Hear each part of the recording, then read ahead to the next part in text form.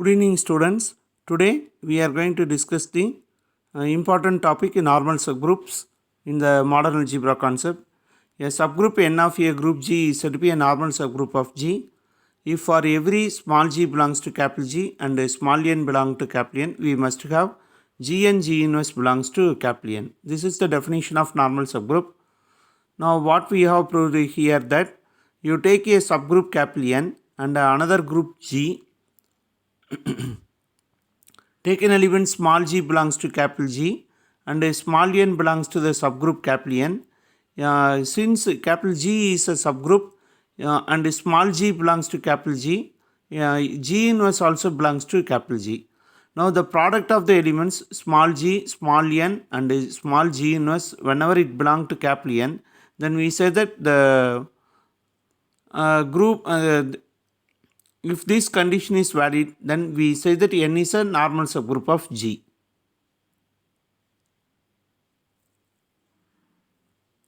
Now from the definition we conclude that this property is valid for every small n belong to capital N. So therefore it is holds for the set small g capital N G inverse also.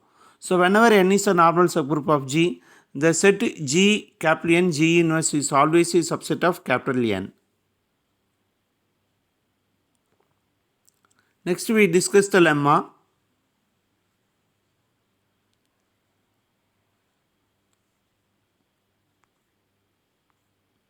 A subgroup N of a group G is said to be a normal subgroup of G if and only if we have to show that Gn G inverse is equal to capital N. This property is valid, must be valid.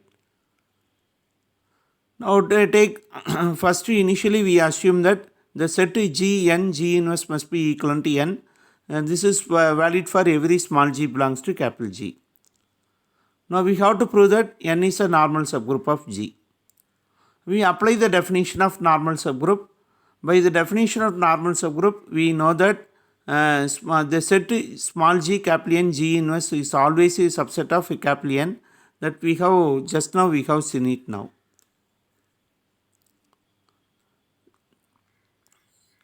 So whenever two sets are equal, that is Gn G inverse is equal to N nale, you get automatically it is assumed that A is a subset of B and B is a subset of A hold. So therefore the set Gn G inverse is always a subset of capital N. The property automatically which satisfies the condition for the normal subgroup, definition of the normal subgroup. So therefore automatically N is a normal subgroup of G. Next we assume the sufficient part. Let N be a normal subgroup of G. Now we have to prove that the two sets Gn G inverse and capital N are equal. One part is always true, there is nothing to prove it now. That is Gn G inverse is always a subset of N. That property is valid. So there is nothing to prove it. The other part alone we have to prove it now. That is N is a subset of Gn G inverse. That part is alone enough.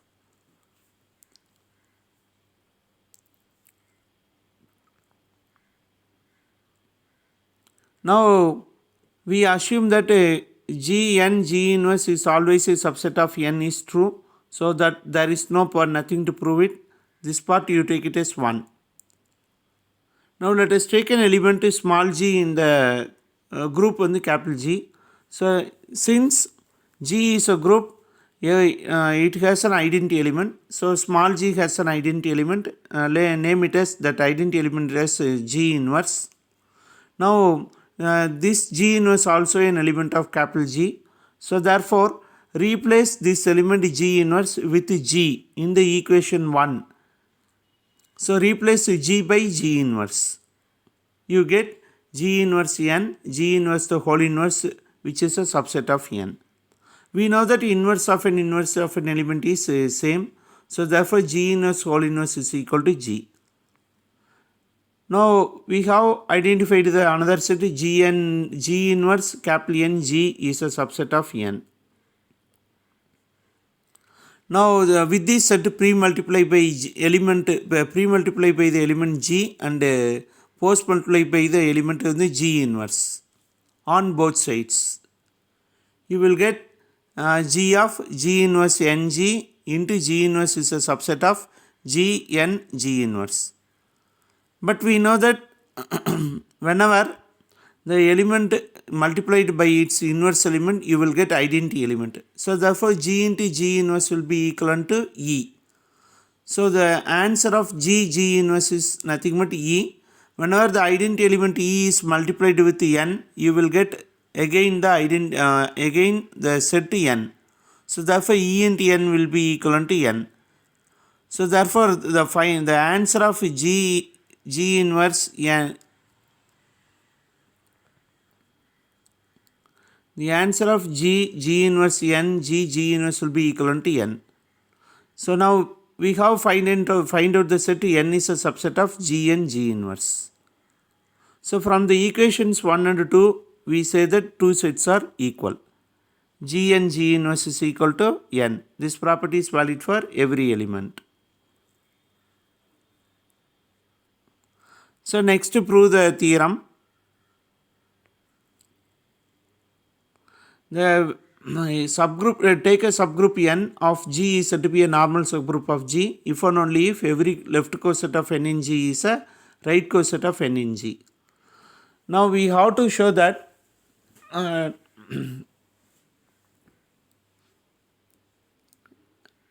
subgroup, let N be a normal subgroup of G. Then by the lemma 2.3.0, first earlier we have discussed it now. Whenever N is a normal subgroup of G, it is automatically understood that G and G inverse is equal to capital N. The only part we have to prove that the left coset of N in G is nothing but right coset of N in G. That is, left coset is Gn equivalent to right coset Ng. That part we have to prove it now. This part is very simple. You take the condition G and G inverse is equal to N. You multiply with this relation, you multiply by G on both sides with right side. So therefore G and G inverse G equal to Ng. We know that G inverse G is equal to identity element E. N into E is nothing but N. So therefore we have proved that Gn is equal to Ng. Gn represents the left coset and Ng represents the right coset. That is that we have already discussed it now.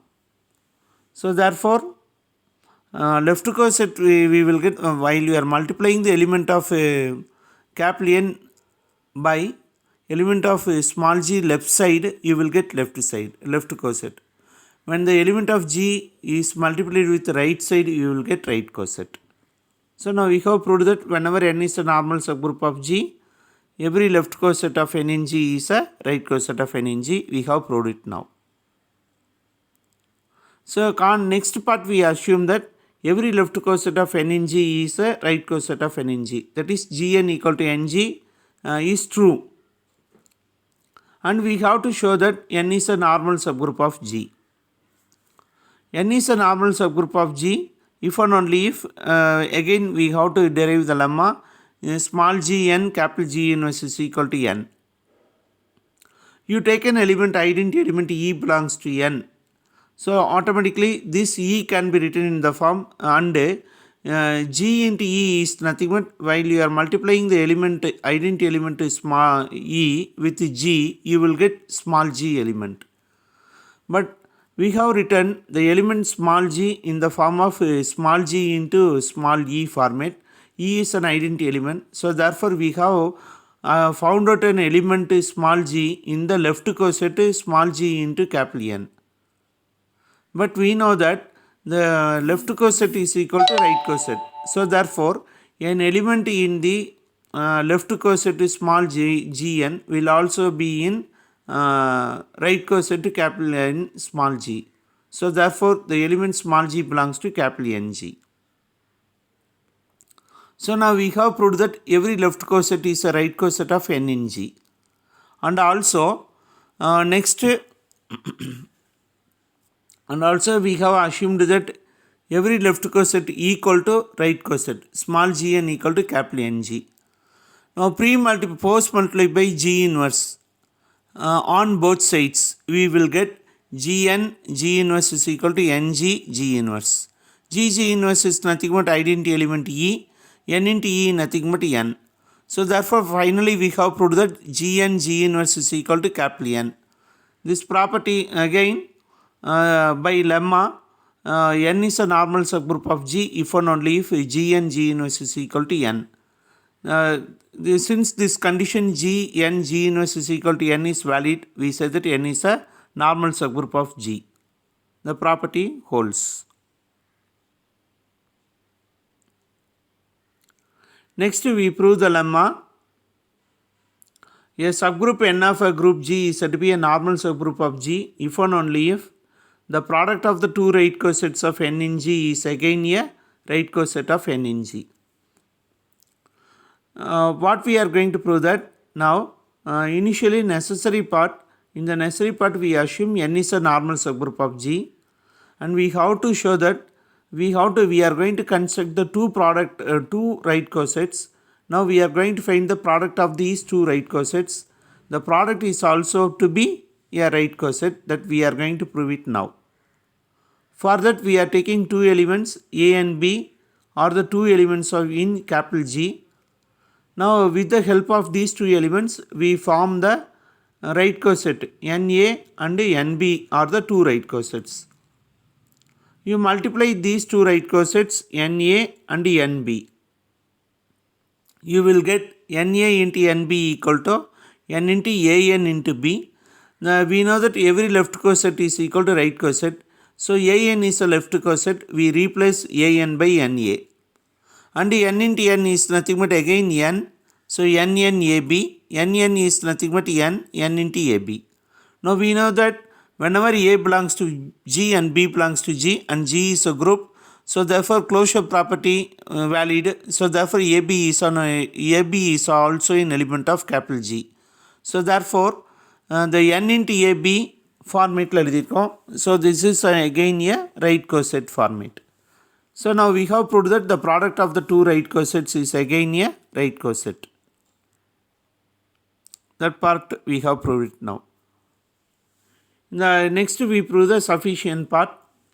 In the sufficient part, let N be a subgroup of G such that the product of the two right cosets of N in G is a right coset of N in G. That we have assumed panikrom. That is NA into NB equal to N into AB is true. The only thing you have to prove that N is a normal subgroup of G.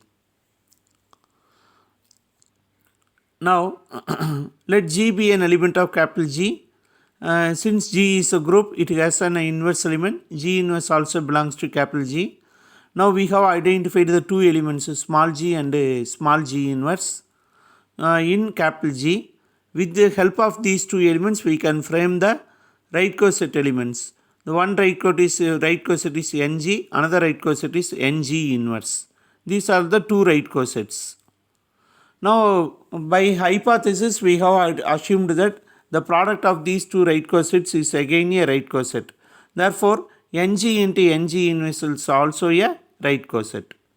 So after making arrangements Ng into Ng inverse we will get N, final set N. And N is a subgroup. Therefore it has an identity element E belongs to capital N. So we have identified one element E in capital N. And also this E can be an element of the set Ng inverse. So therefore we have identified an identity element E which is common for N and Ng inverse sets. So therefore these two sets are equal. Ng into Ng inverse is equal to N. This property is valid for every small g belongs to capital G. Now take two elements N1 and small n capital belongs to capital N. So now with the help of these two elements small n1 and small n, you can construct an element capital Ng inverse. Small n1g n g1 inverse belongs to capital N.